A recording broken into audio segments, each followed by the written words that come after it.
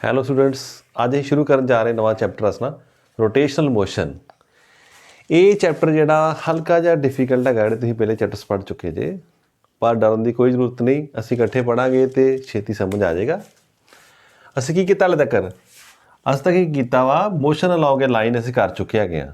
Motion ਇਨ plain ਅਸੀਂ ਕਰ ਚੁੱਕੇ, ਡਿਸਕਸ ਕਰ ਚੁੱਕੇ ਸਾਰੀ। ਕੀ ਦੇਖਿਆ ਵਾ? ਇਹ body is moving in certain direction. Body ਦਾ ਕੋਈ ਮਾਸ ਹੈ, ਇਹਦੀ ਕੋਈ ਵੈਲੋਸਿਟੀ ਹੈ। ਫਿਰ ਇਹਨਾਂ ਦਾ ਆਪਾਂ ਰਿਲੇਸ਼ਨ ਕੀਤੇ ਸੀ, v = u + at, v² - u² = 2as, s = ut + ½ at². Then what is acceleration? Change in velocity upon change in time. Then what is force? Mass into acceleration. ਆ ਸਾਰੇ ਰਿਲੇਸ਼ਨ ਅਸੀਂ ਕਰ ਚੁੱਕੇ, ਸਾਨੂੰ ਸਮਝ ਇਹਨਾਂ ਬਾਰੇ ਹੈਗੇ ਆ। ਇਹਨਾਂ 'ਚ ਕੀ ਦੇਖਿਆ ਗਿਆ? ਉਸ ਸਮੇਂ ਜਦੋਂ ਤੁਹਾਨੂੰ ਪੜ੍ਹਾਇਆ ਗਿਆ ਵਾ, ਇਹ ਖਿਆਲ ਰੱਖਿਆ ਗਿਆ ਵੀ the size of this body is treated as point size. Body was taken of point size. ਬੜੀ ਛੋਟੀ ਬੋਡੀ ਲਈ ਗਈ। ਛੋਟੀ ਇਨ ਦਾ ਸੈਂਸ ਵੀ the size of the body, ਮਤਲਬ ਕਿ ਸਾਈਜ਼ ਬੋਡੀ ਦਾ as compare to the distances is very small. ਵੀ ਇਹ ਸਮਾਲ ਬਹੁਤ ਬੋਡੀ ਸੀ, ਇਸ ਕਰਕੇ ਆਪਾਂ ਨੂੰ ਐਜ਼ ਏ ਪੁਆਇੰਟ ਟਰੀਟ ਕਰਦੇ ਰਹੇ ਹਾਂ। ਅਤੇ ਇਹ ਤੁਹਾਨੂੰ ਪੜ੍ਹਾਇਆ ਗਿਆ। ਪਹਿਲਾਂ ਤੁਸੀਂ ਇਹ ਕੰਮ ਕੀਤਾ, ਠੀਕ ਹੈ ਜੀ। ਪਹਿਲੀ ਗੱਲ ਕਲੀਅਰ ਆ ਗਈ। ਜਿਹੜੀ ਬੋਡੀ ਆਪਾਂ ਪੜ੍ਹੀ ਅੱਜ ਤੱਕ, ਉਹਨੂੰ ਇਹ ਸੋਚ ਕੇ ਪੜ੍ਹਿਆ body is like A point body having all the mass at this point. ਪਹਿਲੀ ਗੱਲ ਹੋ ਗਈ। ਦੂਸਰੀ ਅਸੀਂ ਕੀ ਪੜ੍ਹਿਆ ਸੀ? ਇੱਕ ਹੋਰ ਸਰਕੂਲਰ ਮੋਸ਼ਨ ਅਸੀਂ ਦੇਖੀ ਸੀ। ਵੈਨ ਦਿਸ ਬੋਡੀ ਲਾਈਨ ਦੇ ਅਲੋਂਗ ਨਾ ਜਾ ਕੇ ਕਰਵਡ ਪਾਥ ਜਾ ਰਹੀ ਹੈ।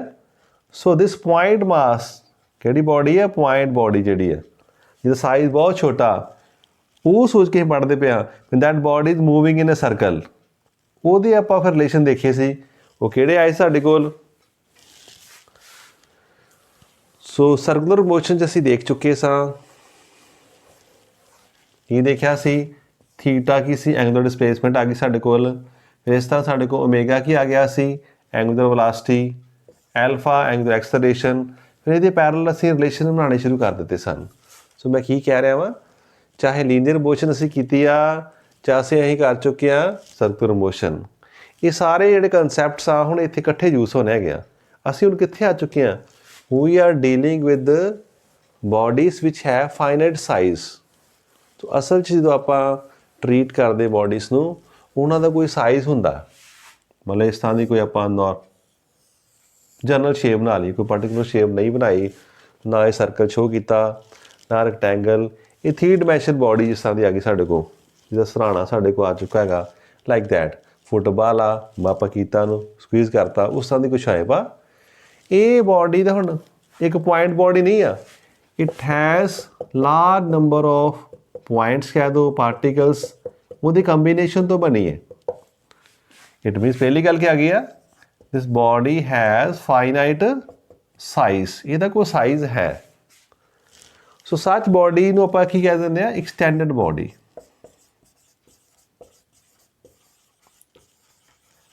that body which occupies some space, ਕੋਈ ਨਾ ਕੋਈ ਇਹਨੇ ਸਪੇਸ ਵਿੱਚ ਆਪਣੀ ਪੋਜੀਸ਼ਨ ਲਈ, ਉਹ ਘੇਰੀ ਹੋਈ ਸਪੇਸ ਨੂੰ, that is extended body. ਹੁਣ ਐਸ ਬੋਡੀ ਕੀ ਆ? It is a system of particles. ਇਹਨੂੰ ਅਨਦਰ ਕੰਮ ਕੀ ਕਹਿ ਸਕਦੇ ਹਾਂ? This extended body is system of particles where large number of particles are collected together to make it a body. ਇਹ ਅਸੀਂ ਬਣਾ ਚੁੱਕੇ ਹੈਗੇ ਆ। ਤਾਂ ਪਹਿਲੀ ਗੱਲ ਆ ਗਈ। ਹੁਣ ਅਸੀਂ ਡਿਸਕਸ ਕਰਨ ਜਾ ਰਹੇ ਹਾਂ ਉਸ ਬੋਡੀ ਦਾ ਜਿਹਦਾ ਕੋਈ ਫਾਈਨਾਈਟ ਸਾਈਜ਼ ਆ, ਉਹਦੀ ਆਪਾਂ ਮੋਸ਼ਨ ਕਿਸ ਤਰ੍ਹਾਂ ਡਿਸਕਸ ਕਰਨੀ ਹੈ। ਪਹਿਲੀ ਗੱਲ ਸਾਡੇ ਕੋਲ ਆ ਚੁੱਕੀ ਹੈ। ਇਹਦੇ ਵਿੱਚ ਹੁਣ ਬੜੀ ਤਰ੍ਹਾਂ ਦੀ ਬੋਡੀਜ਼ ਹੋਣਗੀਆਂ। ਅਸੀਂ ਸਿੰਪਲ ਕੇਸ ਕਰਨਾ। ਉਹ ਕਿਹੜਾ ਕੇਸ ਹੈ? Rigid body. ਇੱਥੋਂ ਸਾਡਾ ਕਨਸੈਪਟ ਸ਼ੁਰੂ ਹੋ ਰਿਹਾ, ਰਿਜਿਡ ਬੋਡੀ। ਸੋ ਆਹ ਮੇਨ ਅਸੀਂ ਗੱਲ ਕਰਨ ਲੱਗੇ ਹਾਂ। A body which cannot be deformed.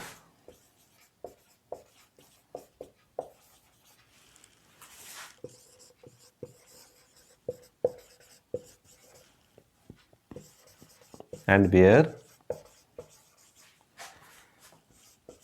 separation between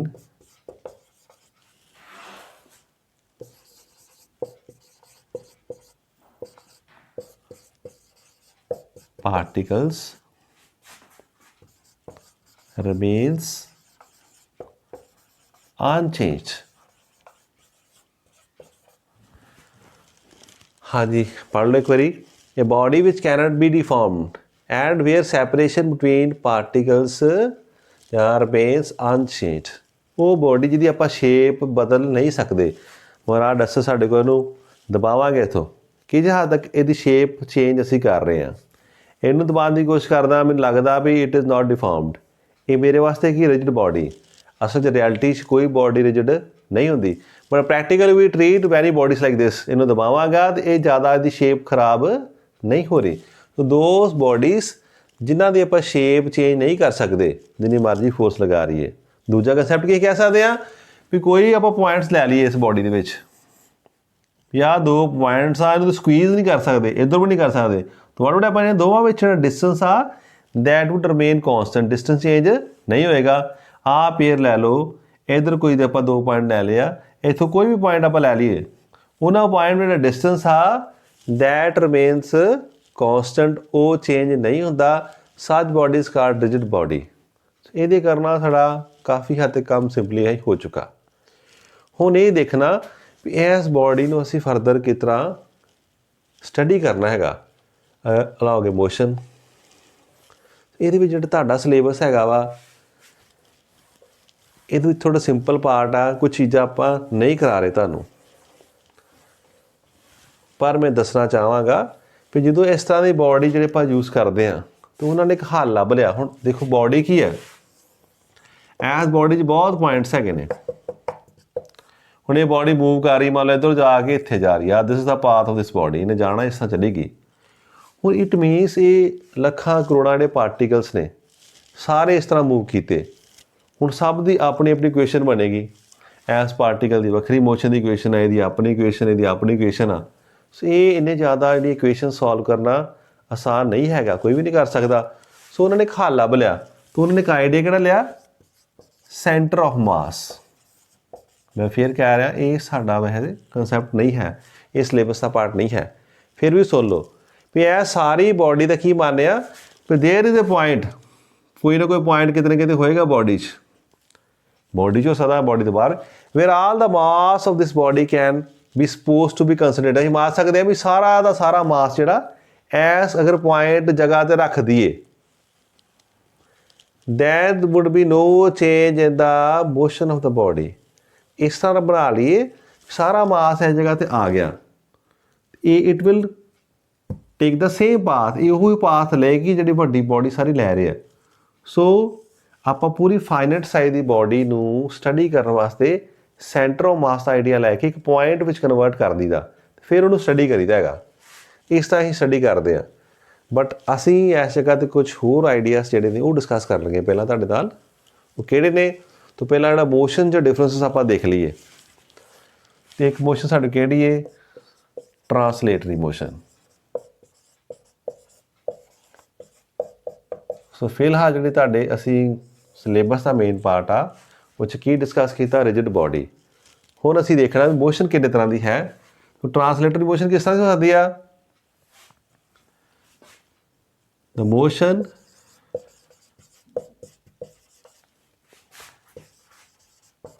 during which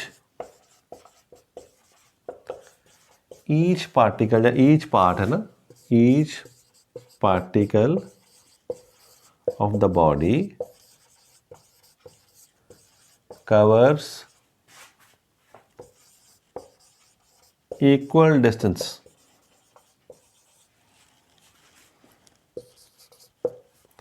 in equal time। ਵੀ ਜਿੰਨੇ ਵੀ ਬੋਡੀ ਦੇ ਜਿਹੜੇ ਡਿਫਰੈਂਟ ਪਾਰਟਸ ਨੇ ਜਾਂ ਪਾਰਟੀਕਲਸ ਨੇ ਉਹ ਇੱਕੋ ਬਰਾਬਰ ਸਮੇਂ ਵਿੱਚ ਬਰਾਬਰ ਦਾ ਡਿਸਟੈਂਸ ਹੀ ਟਰੈਵਲ ਕਰਦੇ ਨੇ। ਅਗਰ ਇਸ ਤਰ੍ਹਾਂ ਦਾ ਕੇਸ ਹੋਏਗਾ ਤਾਂ ਅਸੀਂ ਕਹਾਂਗੇ the body is in translatory motion. Example ਕਿਉਂ ਸਾਦਾ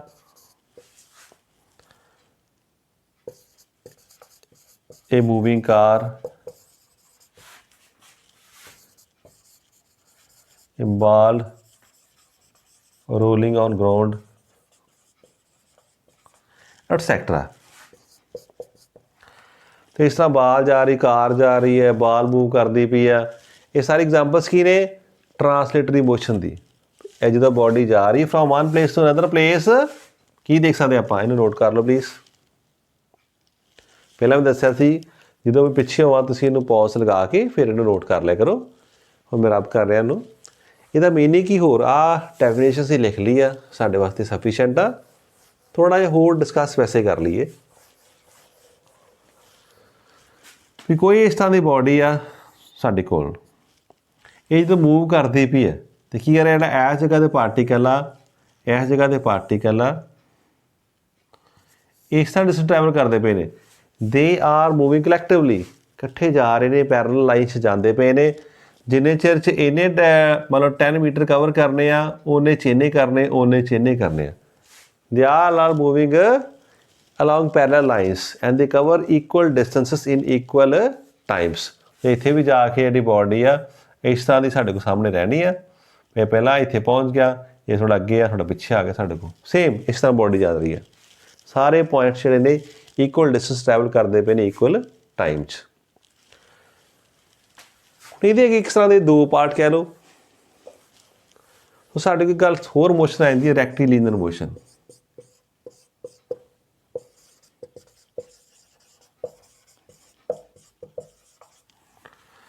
रेक्टिलिनियर मोशन कैसे आ गई? When a body is moving along a straight line,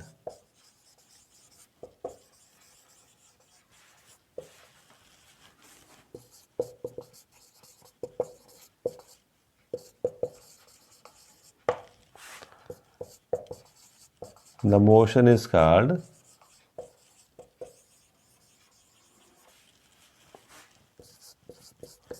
rectilinear motion।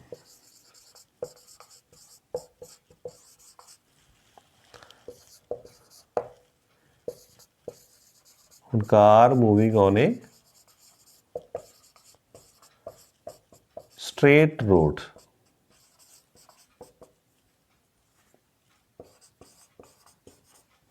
ये साढ़े को आ चुका। और की कह सकते हैं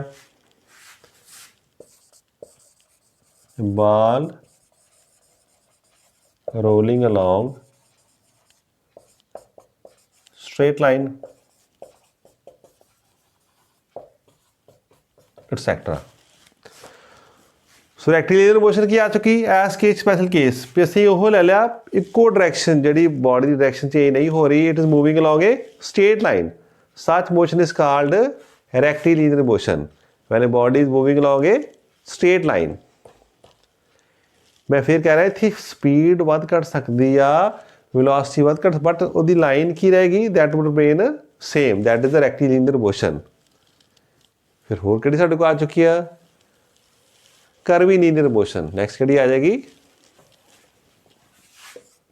ये भी नाम तो सुन लो,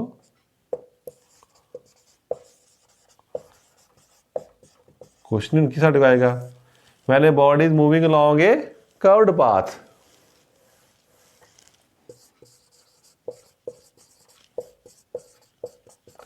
the motion is called curvilinear motion.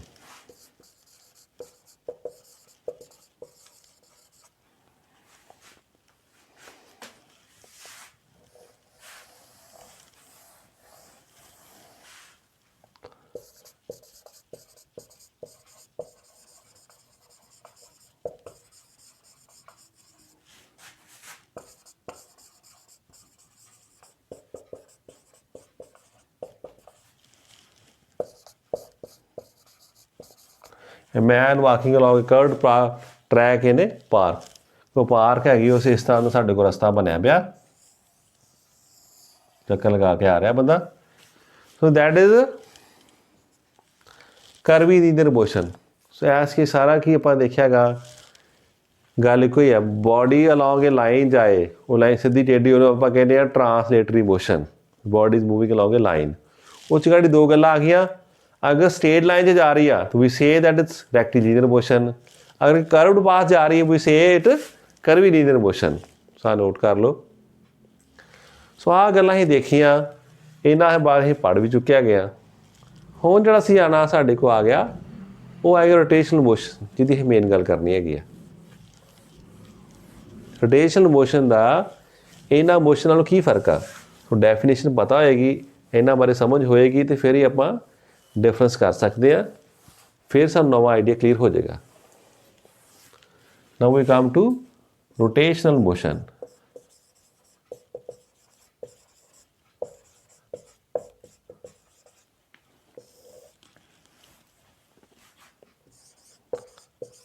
When a body is moving about an axis,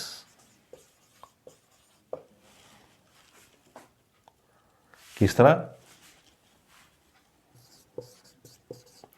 Such that वह निकल पड़ी, ये नहीं भी लिख दोगे इट इज सफिशिएंट, तो सौखा कर definite. When a body is moving about an axis, its motion is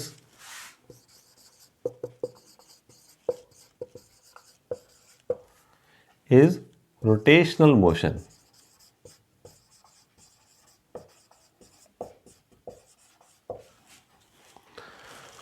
ਹੁਣ ਇਹਦੇ ਕੁਝ ਹੈ प्रॉपर्टी ऐड कर दीए, ਤੁਹਾਡੀ ਚੋਇਸ ਇਕੱਠੀ ਕਰ ਦੋ, दो ही लाइनां लिखो जो ਬੱਚਿਆਂ वास्ते आसान ਹੁੰਦਾ। हेयर की हो रहा, every particle a body moves in a circle। कितना circle?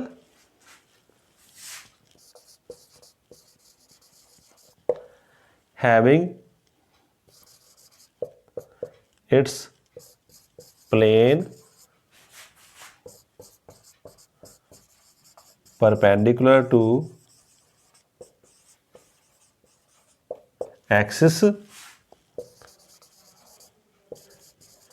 and having its center on the axis।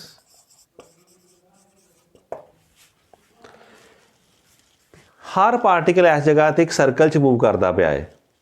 किस तरह भी द प्लेन जिहड़ा सर्कल का प्लेन आ that is perpendicular to the axis having it centre on the axis.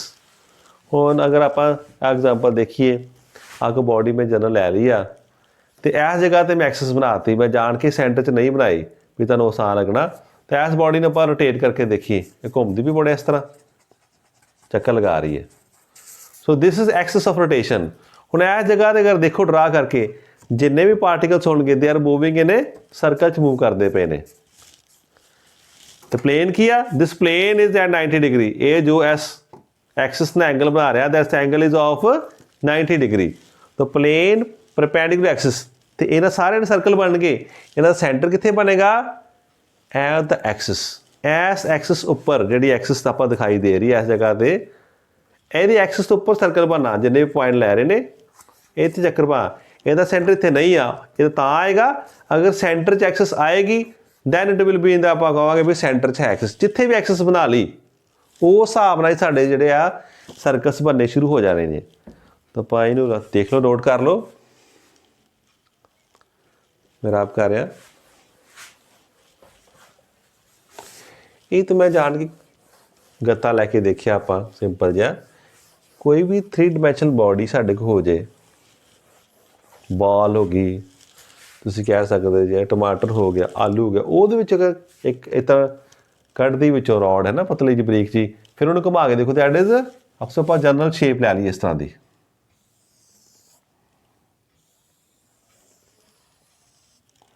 ਇਹ ਸਾਡੇ ਕੋਲ शेप कोई ਅਸੀਂ ਚਾਹੁੰਦੇ ਸਾਡੀ ਐਕਸਿਸ ਇੱਥੋਂ ਕਿਤੇ ਪਾਸ ਕਰਦੀ ਪਈ ਹੈ।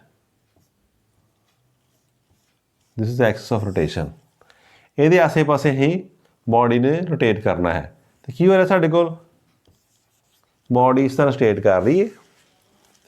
इस जगह से कोई पॉइंट है साढ़े को और it will move in circular motion. ये आसे पासे सर्कल बनाएगा, इत्थे पार्टिकल होएगा, that will also make a circle such that they have their centers on this axis. S Axis ਦੇ ਸੈਂਟਰ ਹੋਏਗਾ ਇਹਨਾਂ ਦਾ। तो जिन्हें भी पॉइंट होर छोटे तो बड़े आउणगे दी विल बी इक्को जगह ते आउणगे as a perpendicular there will be concentric circles. ਇਹ ਤਾਂ ਸਰਕੂਲਰ ਫਾਰਮ ਸਾਡੇ ਕੋਲ ਆ ਰਿਹਾ ਵਾ। ਸੋ ਦੇ ਸੱਚ ਮੋਸ਼ਨ ਇਜ਼ ਕਾਲਡ ਰੋਟੇਟਰੀ ਮੋਸ਼ਨ ਸਾਡੇ ਕੋਲ ਜਾਂ ਰੋਟੇਸ਼ਨਲ ਮੋਸ਼ਨ ਸਾਡੇ ਕੋਲ ਆ ਕੀ ਹੈਗੀ ਆ। ਡਨ ਹੋ ਗਿਆ ਸਾਡੇ ਕੋਲ, ਇਹ ਕਲੀਅਰ ਹੋ ਚੁੱਕਾ ਸਾਨੂੰ। ਹੁਣ ਫਰਦਰ ਦੇਖੀਏ ਇਹ 'ਚ ਕੀ ਆਏਗਾ। ਇੱਕ 'ਚ ਦੇਖੋ ਸਾਰੇ ਪਾਰਟੀਕਲਸ ਕੀ ਮੂਵ ਕਰਦੇ ਨੇ ਪਏ ਨੇ, ਦੇਰ ਆਲ ਮੂਵਿੰਗ ਇਨ ਸਰਕਲ।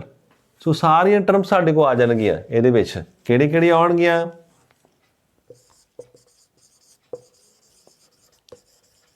ਐਂਗੂਲਰ ਡਿਸਪਲੇਸਮੈਂਟ ਆਇਆ ਯਾਦ, ਅਸੀਂ ਸਰਕੂਲਰ ਮੋਸ਼ਨ 'ਚ ਕੀਤਾ ਸੀ। ਦ ਐਂਗਲ ਕਵਰਡ ਬਾਏ, ਤੁਸੀਂ ਇੱਥੇ ਕਿਤੇ ਮੰਨ ਲਓ ਐਕਸ ਬਣਾਤੀ ਇਹਦੇ, it will move after some time. ਤਾਂ ਇੱਥੋਂ ਮੂਵ ਕਰਕੇ ਮੈਨੂੰ ਐਕਸਿਸ ਬਣਾ ਲਈਏ, they will cover certain angle. ਤਾਂ ਜਿੰਨਾ ਐਂਗਲ ਇਹਨੇ ਘੁੰਮ ਲਿਆ ਇਸ ਜਗ੍ਹਾ ਤੋਂ, that is called angular displacement. ਇਹਨਾਂ ਨੂੰ ਨੋਟ ਕਰਦੇ ਅਸੀਂ ਥੀਟਾ ਨਾਲ। ਫਿਰ ਉਸ ਤੋਂ ਬਾਅਦ ਕੀ ਆਇਆ ਸੀ, ਐਂਗੂਲਰ ਵੈਲੋਸਿਟੀ ओमेगा। सेम इत्थे आएगा साडे कोल the rate of change of angular displacement is called angular velocity. ਆਪਾਂ ਛੇਤੀ ਕਰ ਰਹੇ ਹਾਂ ਕਿਉਂਕਿ ਅਸੀਂ ਇਹ ਕਰ ਚੁੱਕੇ ਸਾਰਾ। ਰੇਟ ਆਫ ਚੇਂਜ ਕੀ ਆ, ਥੀਟਾ ਅਪੋਨ ਟੀ ਲਿਖਿਆ ਸੀ, ਜਾਂ ਅਸੀਂ ਇਹ ਵੀ ਦੇਖਿਆ ਸੀ delta theta upon delta T. Theta is the change in angle in time T. ਇੱਥੇ ਹੀ ਕਰਤਾ small change in angle in small time T. ਫਿਰ ਆਪਾਂ ਡੈਰੀਵੇਟਿਵ ਫਾਰਮ 'ਚ ਵੀ ਲਿਖ ਲਿਆ ਸੀ d theta upon dt, very small change in time in theta with respect to very small change in time। जैसे कह दिए rate of change of theta with respect to time। इसी कर लिया सी। उस तो बाद की सी सेम इत्थे आएगा एंगुलर एक्सलरेशन। वो सारियां टर्मां इन्हां विच आ चुकियां कि बॉडी जो रोटेट करती पई आ ਸਾਰੀਆਂ ਪ੍ਰੋਪਰਟੀਜ਼ ਇੱਥੇ ਹੋਣਗੀਆਂ ਸਾਡੇ ਕੋਲ। ਇਸ ਤੋਂ ਆਪਾਂ ਐਡੀਸ਼ਨਲ ਕੀ ਦੇਖਣਾ ਹੈ ਉਹ ਆਪਾਂ ਚੱਲੀਏ। ਹੁਣ ਅਸੀਂ ਚੱਲੇ ਦੇਖਣ ਵੀ ਵਾਟ ਇਜ਼ ਦਾ ਕਾਜ਼, ਕਿ ਕਿਉਂ ਬੋਡੀ ਘੁੰਮਦੀ ਪਈ ਆ, ਕੀ ਕਾਜ਼ ਹੋ ਸਕਦਾ। ਆਪਾਂ ਪਹਿਲਾਂ ਪੁਰਾਣੀ ਮੋਸ਼ਨ ਬਾਰੇ ਦੇਖੀਏ। Suppose A body is at rest at this position. S body ਨੇ ਕਿਸ ਤਰ੍ਹਾਂ ਮੂਵ ਕਰ ਸਕਦੀ ਹੈ, ਅਸੀਂ ਜਾਣਦੇ ਹਾਂ we have to apply some force. ਇੱਧਰ ਫੋਰਸ ਲਗਾ ਦਿਓ, ਕਿਸੇ ਐਂਗਲ 'ਤੇ ਲਗਾ ਦਿਓ, what would happen. So force is required for a body to move. अगर बॉडी ਨੂੰ मूव करना लाओगे लाइन, वी रिक्वायर फोर्स, ਸਾਨੂੰ फोर्स चाहिए। फर्दर बॉडी मूव करती पई आ, ਉਹਦੀ मूवमेंट ਨੂੰ तेज करना, स्लो करना ਜਾਂ ਉਹਦੀ मोशन ਨੂੰ रोकना, तो की चाहिए वा, फोर्स उदों भी चाहिए हैगी आ। सो ਅਸੀਂ देख लिया फोर्स चाहिए उस जगह ਤੇ। ਹੁਣ ਗੱਲ ਸਾਡੇ ਕੋਲ ਇੱਥੇ ਆ ਗਈ ਵੀ ਕੀ ਕਿਸੇ ਬੋਡੀ ਨੂੰ रोटेट करना तो ਕਿਹੜੀ ਚੀਜ਼ ਦੀ ਲੋੜ, ਆਪਣੇ ਆਪ रोटेट हो जाएगी नहीं, सम फोर्स इज़ रिक्वायर्ड। सो ਅਸੀਂ ਦੇਖਾਂਗੇ ਉਹ फोर्स आ ਜਾਂ कुछ होर चीज़ आ फोर्स ਤੋਂ ਇਲਾਵਾ, ਉਹਦੀ ਗੱਲ ਕਰਨ ਚੱਲੇ ਆ ਵੀ ਕੀ ਕਾਜ਼ ਆ, रोटेशन क्यों हो रही बॉडी ਦੀ, ਤੇ ਉਸ रोटेशन ਦੇ ਜਿਹੜੇ ਕੀ फीचर्स ने। तो नैक्सट ਆਪਾਂ देखिए turning effect of force.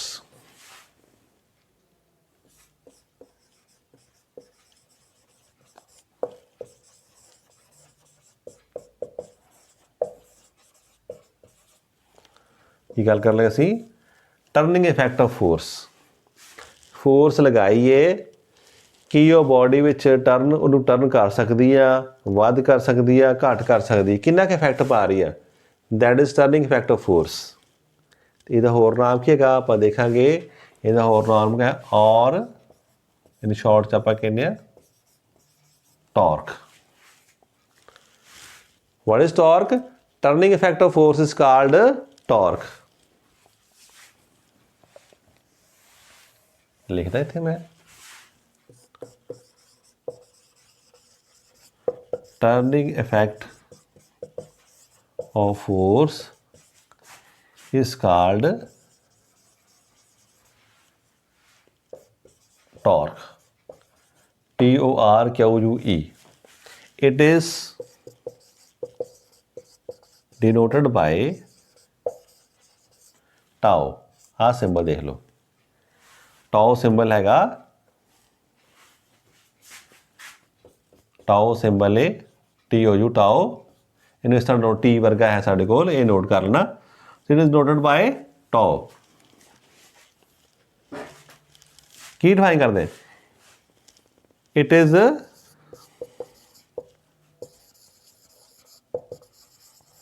Defined as की कहांगे, अगर ਆਪਾਂ ਦੋ ਤਰੀਕੇ ਨਾਲ ਕਰ ਲੱਗੇ ਅਸੀਂ, ਪਹਿਲਾਂ ਹੀ ਕਰਾਂਗੇ ਇਹਨੂੰ ਮੈਗਨੀਟਿਊਡ ਦੀ ਫਾਰਮ 'ਚ ਨਾਰਮਲ ਡਾਲ 'ਚ, ਫਿਰ ਅਸੀਂ ਇਹਨੂੰ ਵੈਕਟਰ 'ਚ ਕਨਵਰਟ ਕਰਕੇ ਉਸ ਫਾਰਮ ਨੂੰ ਡਿਸਕਸ ਕਰ ਲੱਗੇ ਆ। It defined as Ki the product of force and perpendicular distance of line of force from axis of rotation। आ गल नोट करियो, it is defined as the product of force and perpendicular distance of line of force of action, line of force from axis of rotation। ਕੀ ਗੱਲ ਆਪਾਂ ਕਹਿ ਰਹੇ ਹਾਂ, ਅਗਰ ਅਸੀਂ ਦੇਖੋ ਤੁਸੀਂ ਦਰਵਾਜ਼ੇ ਨੂੰ ਖੋਲ ਕੇ ਤੇ ਕੀ ਹੁੰਦਾ ਵਾ, ਅਗਰ ਦਰਵਾਜ਼ੇ ਦਾ ਇਸ ਜਗ੍ਹਾ ਤੇ ਹਿੰਜ ਆ, ਇਸ ਸਾਈਡ ਤੇ ਇੱਥੋਂ ਹੀ ਫੋਰਸ ਲਗਾਣੇ ਤੇ ਇਟ ਵਿਲ ਗੈਟ ਓਪਨ ਕਰਦਾ ਸੀ। ਹੁਣ ਟਰਾਈ ਕਰਕੇ ਦੇਖਿਓ, ਜੋ ਜੋ ਲਾਗੇ ਜਾਓਗੇ ਇਟ ਬਿਕਮ ਡਿਫਿਕਲਟ। ਕੀ ਦੇਖ ਰਹੇ ਆ, ਫੋਰਸ ਸਾਨੂੰ ਚਾਹੀਦੀ ਹੈ ਇਸ ਚੀਜ਼ ਨੂੰ ਓਪਨ ਕਰਨ ਵਾਸਤੇ, ਰੋਟੇਟ ਕਰਨ ਵਾਸਤੇ ਦਰਵਾਜ਼ੇ ਨੂੰ ਜਾਂ ਗੇਟ ਕਿਸੇ ਨੂੰ ਦੇਖਿਓ ਵੱਡੇ ਨੂੰ, ਪਰ ਫੋਰਸ ਦੀ ਪੋਜੀਸ਼ਨ ਵੀ ਨਾਲ ਮੈਟਰ ਕਰਦੀ ਹੈ ਵੀ ਕਿਸ ਜਗ੍ਹਾ 'ਤੇ ਫੋਰਸ ਲੱਗਦੀ ਪਈ ਹੈਗਾ। ਇੱਥੇ ਲਗਾ ਕੇ ਫੋਰਸ ਦੇਖਿਓ ਐਂਡ 'ਤੇ ਘੱਟ ਫੋਰਸ ਲਗਾਉਣ ਨਾਲ ਰੋਟੇਸ਼ਨ ਹੋ ਜਾਏਗੀ। ਤੁਸੀਂ ਮਿਡਲ 'ਚ ਲਗਾ ਕੇ ਦੇਖਿਓ ਤੁਹਾਨੂੰ ਥੋੜ੍ਹੀ ਜ਼ਿਆਦਾ ਫੋਰਸ ਲਗਾਉਣੀ ਪਏਗੀ। ਹੋਰ ਲਾਗੇ ਆ ਕੇ ਵੀ ਦੇਖਿਓ ਵੀ ਗੇਟ ਜਾਂ ਦਰਵਾਜ਼ਾ ਬੰਦ ਹੋ ਰਿਹਾ ਵਾ, ਤੇ ਵਾਟ ਵੁੱਡ ਯੂ ਨੋਟ, ਜਿਹੜਾ ਡਿਸਟੈਂਸ ਆਫ ਜਿਹੜਾ ਫੋਰਸ ਆ ਫਰੋਮ ਦਾ ਹਿੰਜ ਆਲਸੋ ਮੈਟਰ, ਉਹ ਵੀ ਮੈਟਰ ਕਰਦਾ ਸਾਡੇ ਕੋਲ। ਸੋ ਕੀ ਦੇਖਿਆ ਇਸ ਕੇਸ 'ਚ, ਦੋ ਗੱਲਾਂ ਸਾਡੇ ਕੋਲ ਆ ਗਈਆਂ ਵਾ।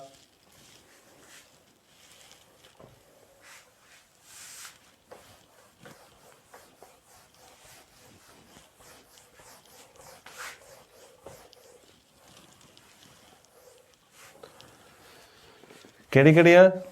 ਸੋ torque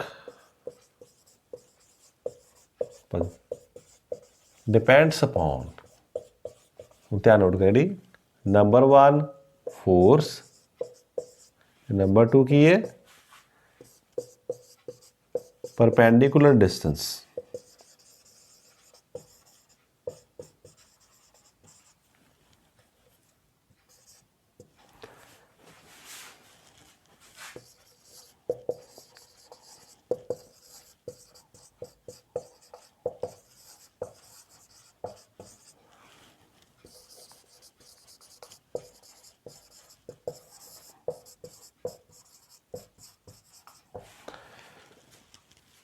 Torque depends upon two things. Force कितनी है, and further perpendicular distance of this line of action of force from axis of rotation। तो ਅਸੀਂ ਦੇਖਣ ਲੱਗੇ ਹਾਂ ਇੱਕ ਡਾਇਗਰਾਮ ਬਣਾ ਕੇ। तो suppose ਕਰ ਲਈਏ ਜਿਸ ਤਰ੍ਹਾਂ ਦਾ ਅਸੀਂ ਆਹ ਲਿਆ ਸੀ ਬੋਡੀ, ਇਸ ਤਰ੍ਹਾਂ ਦੀ ਬੋਡੀ ਆਪਾਂ ਨੂੰ ਡਿਫਾਰਮ ਕਰ ਲਈ, ਇਸ ਤਰ੍ਹਾਂ ਕੋਈ ਸ਼ੋਅ ਕਰ ਲਗਾ ਡਿਸਕ ਬਣਾ ਕੇ, ਇਸ ਤਰ੍ਹਾਂ ਸਾਡੇ ਕੋਲ ਪਈ ਹੈ ਇਸ ਜਗ੍ਹਾ ਤੇ। ਪਰ ਆਪਾਂ ਬਲੈਕ ਬੋਰਡ 'ਤੇ ਇਸ ਤਰ੍ਹਾਂ ਨਹੀਂ ਬਣਾ ਸਕਦੇ, ਇਹ ਤੁਸੀਂ ਇਮੈਜਿਨ ਕਰਨਾ ਨਾਲ। ਸੋ ਮੈਂ ਕਹਿ ਰਿਹਾ ਵੀ ਆਹ ਇਹਦਾ ਜਨਰਲ ਜੀ ਸ਼ੇਪ ਅਸੀਂ ਬਣਾ ਲਈਏ।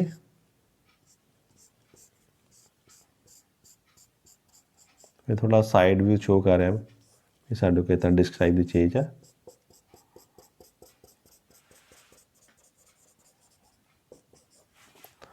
ਕਿਤੇ ਆਪਾਂ ਐਕਸਿਸ ਆਫ ਰੋਟੇਸ਼ਨ ਲੈ ਲਈਏ ਵੀ ਇਸ ਜਗ੍ਹਾ ਤੇ ਕੋਈ ਐਕਸਿਸ ਹੈ, ਆ ਹੁਣ ਨੀਚੇ ਵਾਲਾ ਪੋਰਸ਼ਨ ਵੀ ਇਹਦੇ ਨੀਚੇ ਦਿਖਾਈ ਦੇ ਰਿਹਾ, ਇਹ ਇਸ ਤਰ੍ਹਾਂ ਚੀਜ਼ ਸਾਡੇ ਕੋਲ ਪਈ ਆ, ਜਿਹੜੀ ਚੀਜ਼ ਆ ਬੇਸਿਕਲੀ ਇਸ ਤਰ੍ਹਾਂ ਪਈ ਹੈ, ਸ਼ੋ ਇਸ ਤਰ੍ਹਾਂ ਕਰ ਰਿਹਾ ਸੀ। ਤੋ this is our Axis rotation. ਇੱਥੇ ਕੋਈ ਪੁਆਇੰਟ ਹੈਗਾ ਸਾਡੇ ਕੋਲ ਲਗਾ ਦਈਏ, तो इस तरह साढ़े को फोर्स लगनी है इस पॉइंट पे।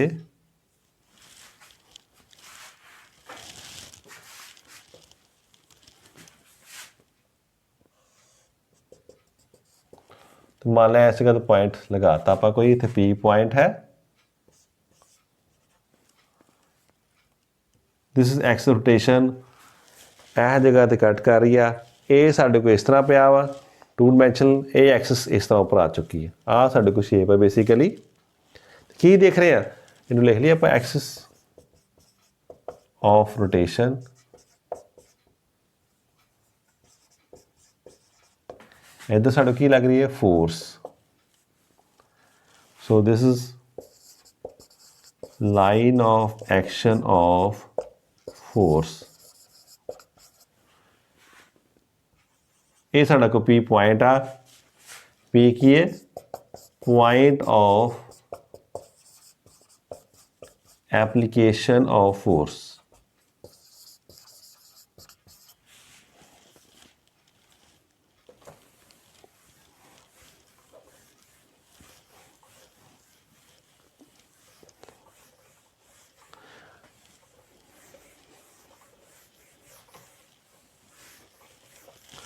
सो डायग्राम में ध्यान देखो,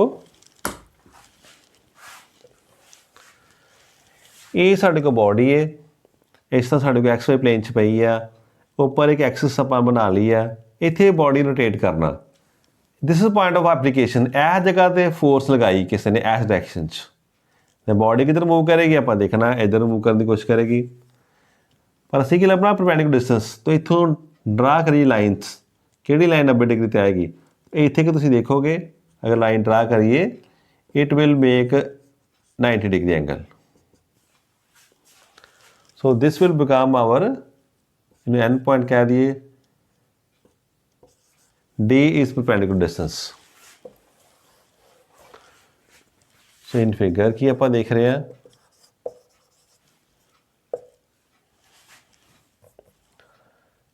body is free to rotate about an axis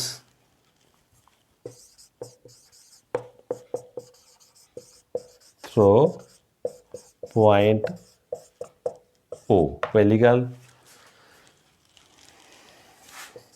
a force F is applied at a point P, ON is equal to D is perpendicular distance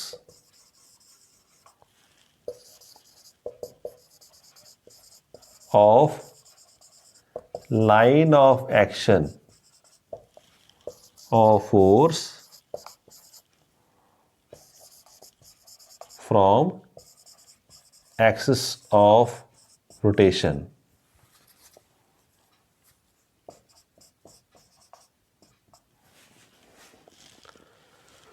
सो की साढ़े को आ रहा ON की है, परपेंडिकुलर डिस्टेंस है, हुण असीं देखना टॉर्क या टर्निंग इफेक्ट की है, नोट कर लो।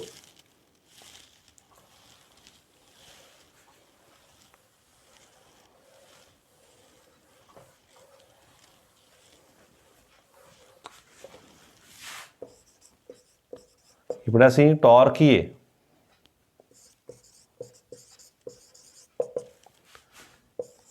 एक तन फोर्स आई दिया इनटू परपेंडिकुलर डिस्टेंस,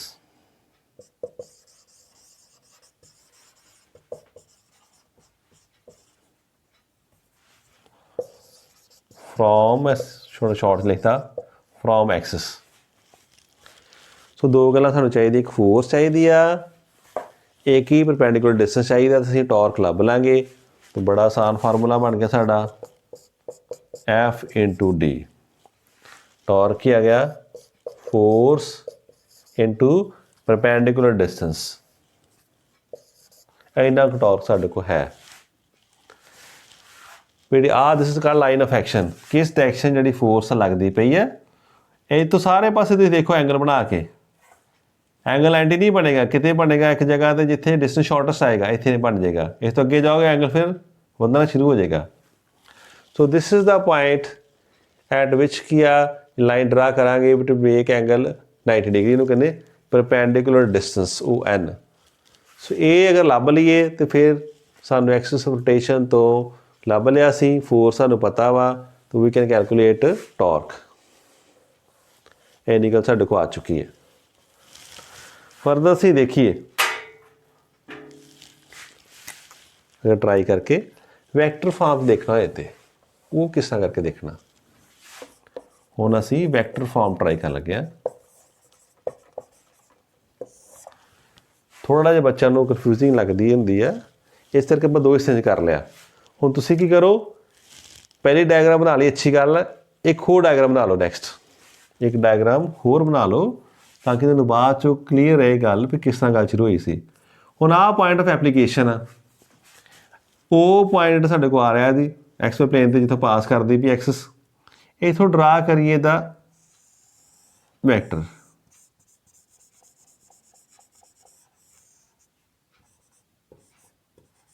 ਇਹ ਸਾਡਾ ਆਰ ਵੈਕਟਰ।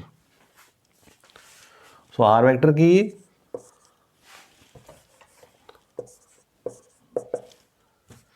यानी कि OP ਦੇ ਬਰਾਬਰ ਹੈ इज पोजीशन वेक्टर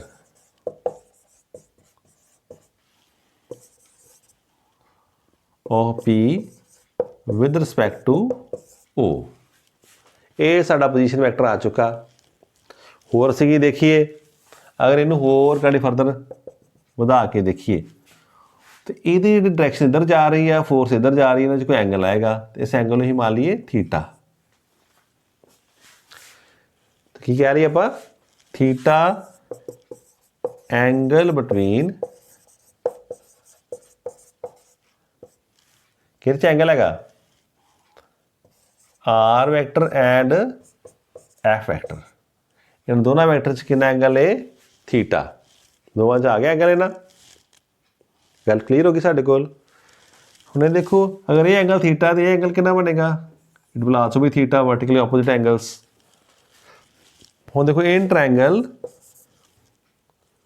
ONP की देखिया सी, ON अपॉन OP किहदे बराबर आएगा, जिस एंगल के सामने 90 डिग्री जिहड़े सामने एंगल की हुंदा हाइपोटेन्यूज, एंगल सामने जिहड़ी राइट हुंदी दैट इज परपेंडिकुलर। सो की आएगा ON परपेंडिकुलर अपॉन हाइपोटेन्यूज किहदे बराबर आएगा sine theta. So ON is equal to OP sine theta. So magnitude देखिए, ON की है D, OP किहदे बराबर आ गया साडे कोल R साइन थीटा। टॉर्क तुसीं की दस्सिया सी,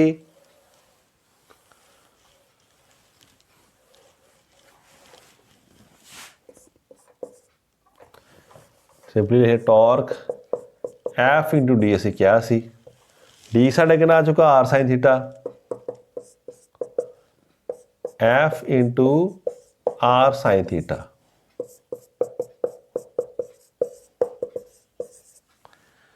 So this is the magnitude of this torque which is acting due to force F। हुण की देखिए, हुण वैक्टर च लिखना है ते याद करो what is value of cross product, ये आंदी सी आखिर R क्रॉस F हुंदा। तुहानूं इस ड्राइव इस तरह कराया सिंपल वे च, दैट इज वाई इत्थे ही पहुंचे। सो वैसे वैक्टर फॉर्म की tau is equal to R cross F। R पहला आना, ख्याल रखियो, वी नो दैट पढ़े ना कि A cross B is not equal to B cross A।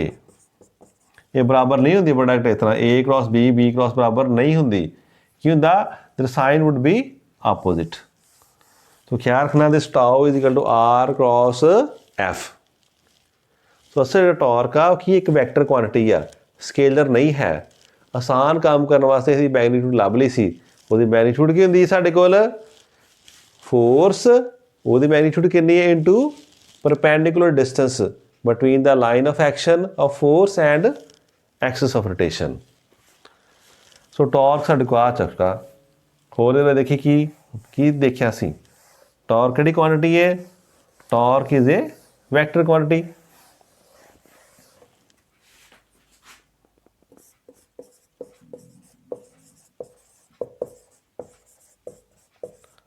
Torque is a vector quantity, पहली गल।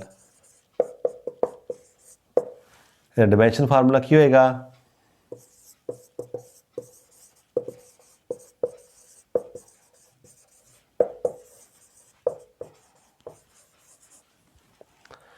की आएगा, देखो टॉर्क की सी एफ इंटू डी, हाँ याद, एफ इंटू डी। तो आ रफ वर्क तुसीं करना है, force किंदा M1 L1 T-2, D का चेगा L। मैं फिर कह रहा सारा रफ वर्क तुसीं कर लेना अपने। फोर्स कितना M1 L1 T-2, mass into acceleration into force into क्या आ गया M1 L2 T-2। तो डिमेंशन फार्मूला की आ गया M1 L2 T-2। ਇਹੋ एनर्जी का ਹੁੰਦਾ, ਇਹੋ वर्क का ਹੁੰਦਾ। पर देख लो डिमेंशन फार्मूला सेम आ, बट वो ना ही वर्क है ना ही एनर्जी हैगी है। It is a torque. ऐसा यूनिट क्या है, ऐसा यूनिट इज, तो इतों हिसाब ला लो, किलोग्राम मीटर स्केयर पर सैकेंड स्केयर, ਤੁਹਾਡੀ चॉइस है ना। मास का किलोग्राम मीटर सैकेंड। तो CGS की बन गया, CGS यूनिट इज कितना आएगा, ग्राम सेंटीमीटर स्केयर पर सेकंड स्केयर। सो आ चीज़ आ गई गल। होर देखना है तो डायरेक्शन किस तरह आएगी, टॉर्क वैक्टर क्वांटिटी ही क्या दिता वा, आ भी गल्लां क्लीयर आ। तो डायरेक्शन ऑफ दिस टॉर्क कितनी आएगी,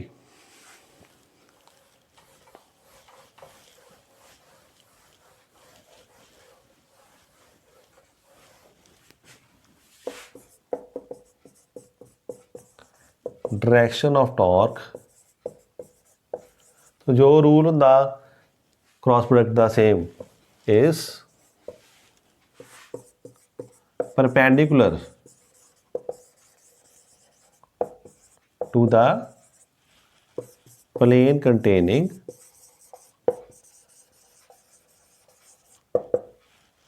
R vector and F vector, and is given by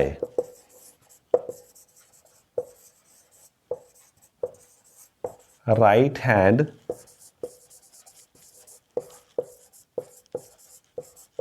screw rule। R cross F, R इधर जा रहा है, F इधर जा रहा, तो torque is in the upper direction, ऊपर आ रहा। R क्रॉस F होए, इट वुड बी, अगर इस तरह आता इधरले साइड कितने आ जाता, इट वुड बी डाउनवर्ड होना सी। सो अगर फोर्स इधरों लगा दी आप, तो R क्रॉस F आना सी। अगर फोर्स इस तरह लग जाती, ਇਹਦੀ डायरेक्शन ये रहनी सी, फोर्स इधर आए नहीं सी, तो की बन R cross F। In that case torque would be in the inward direction, तो उत्थे कितना आना सी, नैगेटिव आ जाना सी। सो ये भी एक कन्वेंशन होंगी, वो भी लिख लीए, आ नोट कर लो। एक वैसे असीं एक धारणा बना ली, कन्वेंशन बना चुके हैं, परंपरा बना चुके हैं, कह दी आप, तो की इस तरह की,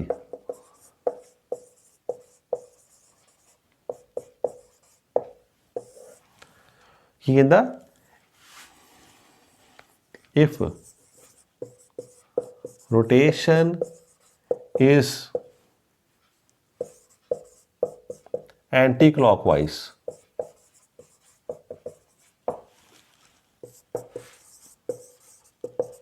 the direction of torque is positive,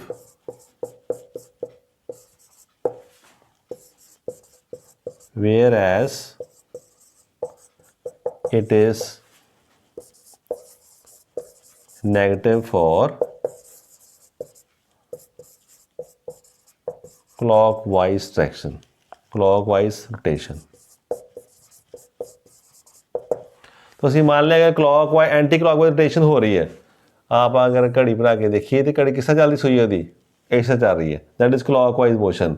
अगर रोटेशन एंटी क्लॉकवाइज हो रही है, घड़ी की उलट हो रही है मूवमेंट दे, that is called that direction would be taken as positive. ਉਹਦਾ ਕਹਾਂਗੇ ਟਾਰਕ ਦੀ ਡਾਇਰੈਕਸ਼ਨ ਕੀ ਹੈ ਪੋਜ਼ਿਟਿਵ। अगर क्लॉकवाइज आ रही है तो will say that direction is negative. ये मैं फिर कह रहा असी कन्वेंशन बनाई आ, अगर सारे सलाह कर लो तो ਅਸੀਂ उल्ट भी कर सकते हैं। क्लॉकवाइज ਨੂੰ पॉजिटिव मान सकते हैं, एंटी क्लॉकवाइज ਨੂੰ नैगेटिव मान सकते हैं। बट फिलहाल ਅਸੀਂ एक साइन कन्वेंशन बना चुके हैं। कर लो नोट। ये गल सानू क्लीयर हो गई। तो इतों की समझ आई सानू? इतों समझ आई कि बॉडी ਨੂੰ रोटेट करने वास्ते एक नवा होर फीचर चाहिए है। मैं नाल कंपेयर करा रहा इधर हुण साडे कोल दो गल्लां आ रहीआं। इधर साडे कोल लाइन दी लॉन्ग मोशन आ, लीनियर मोशन आ। तुसीं इस आर्टिकल का पार्ट नहीं वखरा अपने मन नाल किते लिखते रहा करो। दूजे पासे किहड़ी आ गई साडे कोल रोटेशनल मोशन।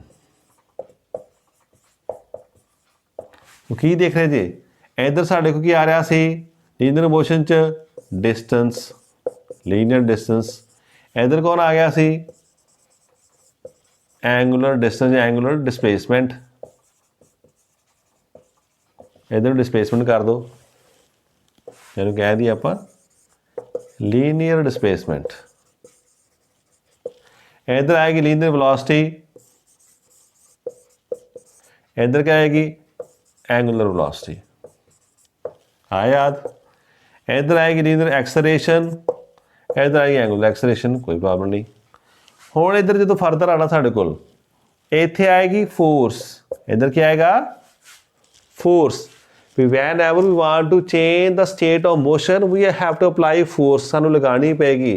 इधर की साडे को आएगा इहदे पैरेलल, इधर साडे को आएगा फोर्स तो चाहिए आ, बट फोर्स कित्थे लगदी पई वो भी डायरेक्शन मायने रखदी आ। इस कंबाइंड जिहड़ी चीज़ का इहदा नाम सी रखता टॉर्क। तो अगर इधर जो फोर्स काम करती पई है लीनियर मोशन वो काम कौन इधर कर रहा है? टॉर्क कर रहा है। बॉडी नू रोटेट करना है तो टॉर्क चाहिए वा। बॉडी स्टैंड स्टिल खलोती भी रैस्ट हैगी आ, घुमाना तो की चाहिए सानू टॉर्क चाहिए। चलती भी इन्हूं तेज घुमाना तो टॉर्क लगावांगे, स्लो करना टॉर्क लगावांगे, रोकना वा फिर भी टॉर्क लगावांगे। तो torque S rotational motion which वो रोल प्ले कर रहा वा जो फोर्स करदी है लीनियर मोशन दे विच। सो एक गल सानू क्लीयर हो चुकी है इत्थे। इहदे नाल आपां एक होर कंसैप्ट कर लईए, इहदे वर्गा बिल्कुल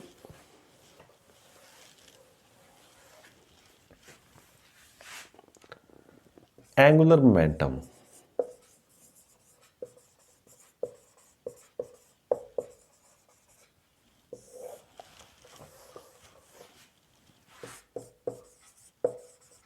The movement of linear momentum of a particle about an axis is called angular momentum। Meaning क्या? It is defined as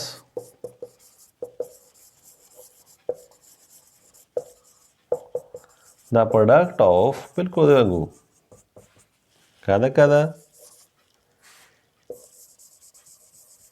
linear momentum of particle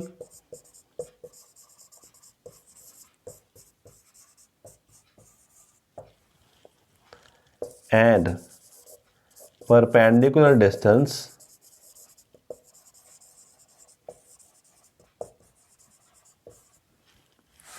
of line of action of linear momentum from axis of rotation।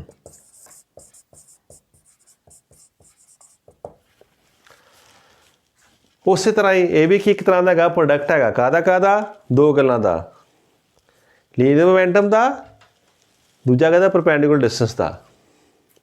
तो ये असी मैं रब कर रहा, तुम note कर लो प्लीज़। बिल्कुल इस तरह की साढ़े को बॉडी सेम पिक्चर बना ली असी जिस तरह पहला बनाई सी।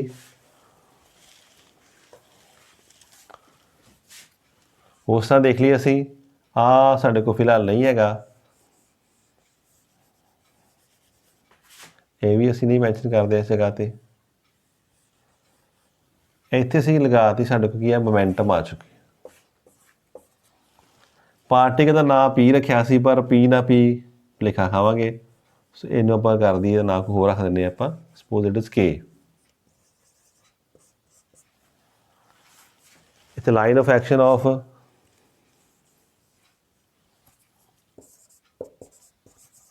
लीनियर मोमेंटम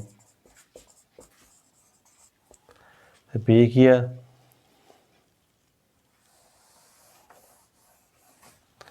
के की है पोजीशन ऑफ पार्टिकल।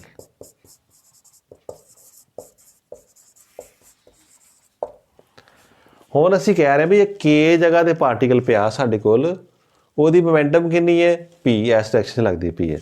तो आ लाइन आप गाड़ी फर्दर ड्रा कर देंगे, that is called line of action of this linear momentum. उस तरह एक्सिस ऑफ रोटेशन साडे कोल है जिथे बॉडी घूमती पी रोटेट करती पी है। फिर असीं की लभांगे परपेंडिकुलर डिस्टेंस, वो एस केस कि वो एन आ चुका साडे को। तो की आपां देखिया linear angular momentum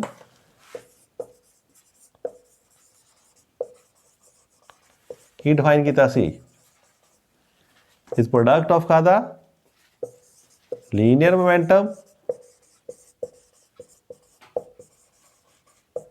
into perpendicular distance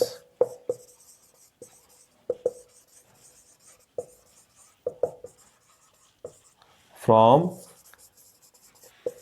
axis. की बनेगा इन्हों डिनोट करते असी एल दे नाल, कैपिटल एल डिनोट कर ज़्यादातर एल कितना आएगा पी, इधर कितना आ गया साढ़े कोल D. So L is equal to P D. बड़ा आसान भी एंगुलर मोमेंटम जिहड़ा वा दैट इज प्रोडक्ट ऑफ कादा linear momentum and perpendicular distance. Again ये भी साढ़े कोल वैक्टर क्वांटिटी है, तो हुण असीं वैक्टर फॉर्म च लिखण लगे हैं, असीं नोट कर लो।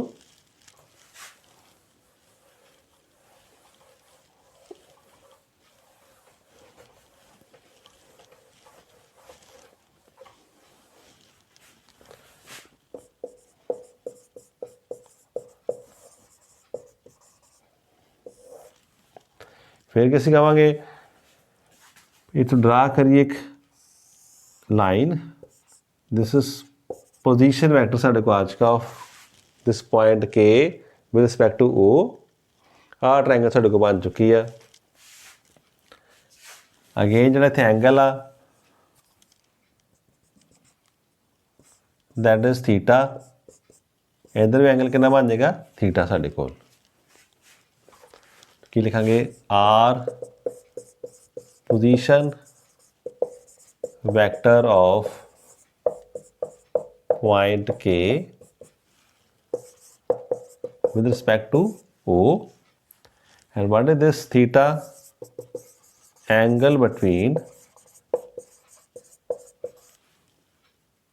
R vector and P vector। फिर देखिए इन ट्रायंगल ओ एन के की देखिया सी, फिर O N perpendicular upon O P hypotenuse कितने बराबर आएगा sine theta. So O N कितना आ गया O P sine theta. What is O N D R sine theta. Clear हो गया सानू इन्ना। असीं की लभदे पे हैं we are finding torque linear angular momentum. L is equal to कितना साढ़े कोल पी डी। डन। तो वैल्यू फिल कर दी इस जगह पे क्या आएगा L is equal to P R sine theta. So this is the magnitude of this angular momentum. In vector form में किस तरह लिखांगे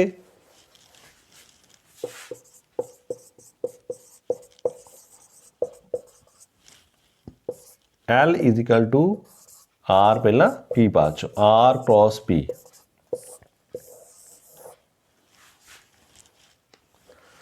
सो की देखा, दिस एंगुलर मोमेंटम इज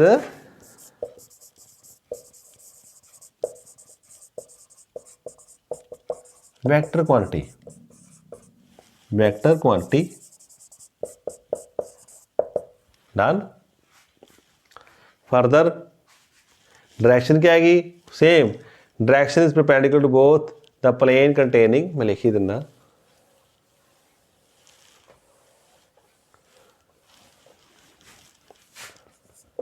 इस direction is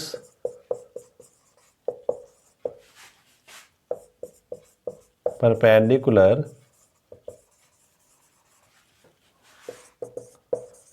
to the plane containing r vector and p vector and is given by ਕਿਹੜਾ rule ਸੀ, right hand rule ਜਾਂ right hand ਜ਼ਿਆਦਾ screw rule.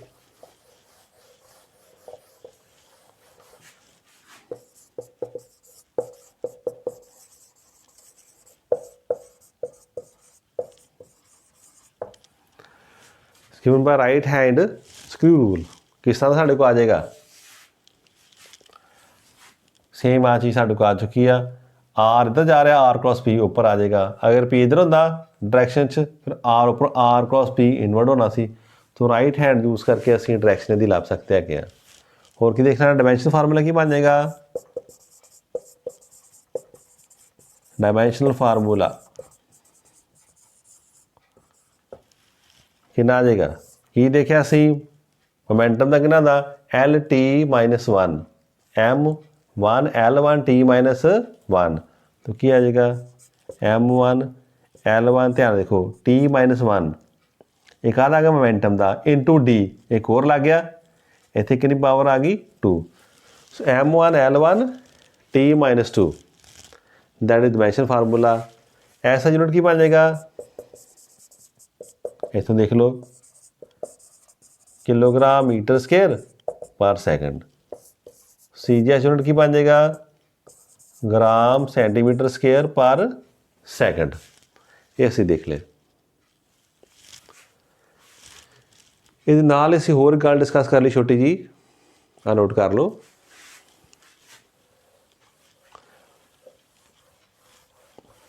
जो टॉर्क की गल ਅਸੀਂ ਕਰਦੇ ਆ, ਉਹਦੇ ਨਾਲ ਇੱਕ ਹੋਰ ਕਨਸੈਪਟ ਆ ਜਾਂਦਾ ਕਦੀ ਕਦੀ ਲਿਖਿਆ ਹੁੰਦਾ, that is couple.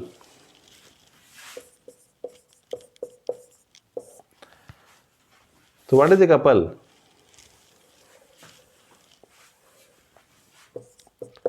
a pair of equal and opposite forces having different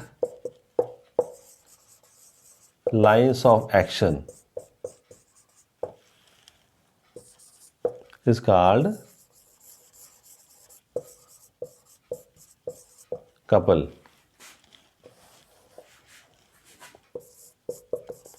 It is required to rotate a body।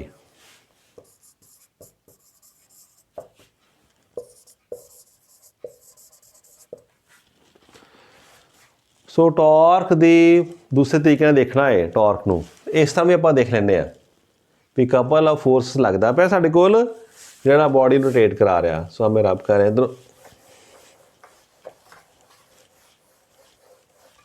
ਇਸ ਤਰ੍ਹਾਂ ਸਾਡੇ ਕੋਲ ਬੋਡੀ ਪਈ ਹੈ, एक फोर्स इधर लगती पी है, एक फोर्स, द डायरेक्शन मैग्नीट्यूड दोनों का सेम आ, डायरेक्शन अपोजिट है, पर लाइन ऑफ एक्शन जी है दैट इज नॉट सेम। तो लाइन ऑफ एक्शन दोनों की सेम नहीं हैगी, तो ऐसे सिंपल केस ले ला, दिस इज द मान लो perpendicular distance between these forces D.